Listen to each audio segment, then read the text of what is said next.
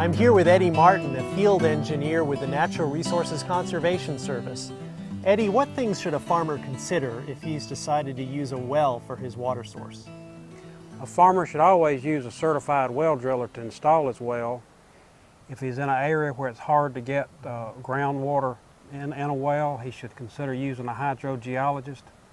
And if he wants to use electricity to power his well, he needs to make sure the power company will provide that power. There are several safety considerations you should consider when you install your well. You should provide a backflow preventer in the system to keep contaminants from moving from the cow troughs back into the well or even into your home system if your home is also watered by that well. Be sure and get your permits before you contact your well driller, because a certified well driller does require a permit to drill the well. Eddie, can surface water contaminate a well and cause problems for a livestock producer? Surface water can pollute your well, so your well is grouted with concrete grout after installation, and the well casing is extended 1 foot above the ground. The 1 foot of casing above the ground is required by state law. It also prevents surface water from being able to get into the well.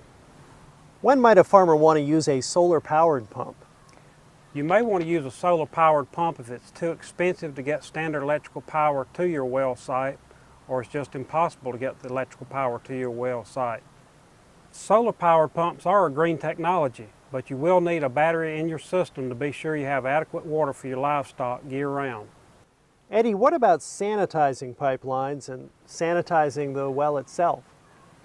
The well driller will sanitize the well when he finishes installing the well, but it's also good for you to sanitize the lines and the well when you get ready to use the system.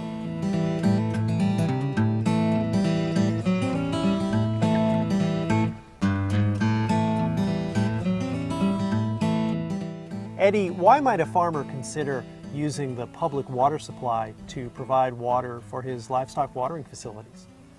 Well, the public water supply line may already be near the farm, and the farmer would like to avoid the cost of a well or developing own farm water sources.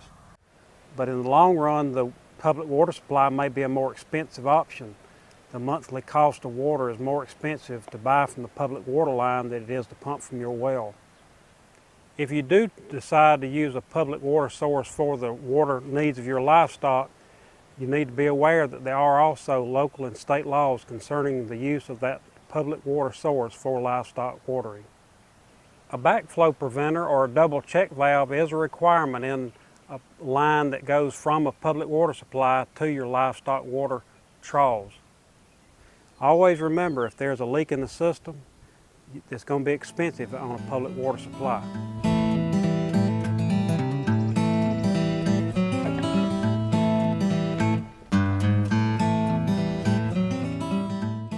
Eddie, does developing a spring for livestock watering facilities make sense for most farmers? If you have a spring on your property, often it seems like you have free water, but most of the time springs are at an awkward location or at an elevation that's not accessible as well. Also, they're not always dependable during droughts. Before you consider developing your spring, you should have the Natural Resources Conservation Service do a wetlands determination for you so you can avoid any problems with the Corps of Engineers. Eddie, describe the basic parts of a spring development. The water from the spring enters collection pipes, goes through a core wall, and enters into a reservoir or a spring box. The sand deposits in the spring box, and the clean water moves on to the livestock watering facility. If there's excess water in the system, it goes through an overflow pipe back into the natural stream. It's very important that you hire a knowledgeable contractor to install your spring development system. The area around your spring development should be graded to keep surface water flowing away from it, and you will also want to keep your livestock away from the spring development area also. The roots of trees and shrubs can damage your spring development collector pipes. Be sure and keep them controlled. Before you use your spring development system, you should decontaminate it by the use of chlorine. You may also have to, from time to time, use chlorine as a maintenance practice. You can get copies of the conservation standards for water sources for watering facilities by going to sc.nrcs.usda.gov. Click on EFOTG. NRCS standard numbers for water sources include 642 for water wells, 574 for spring developments, and 614 for watering facilities.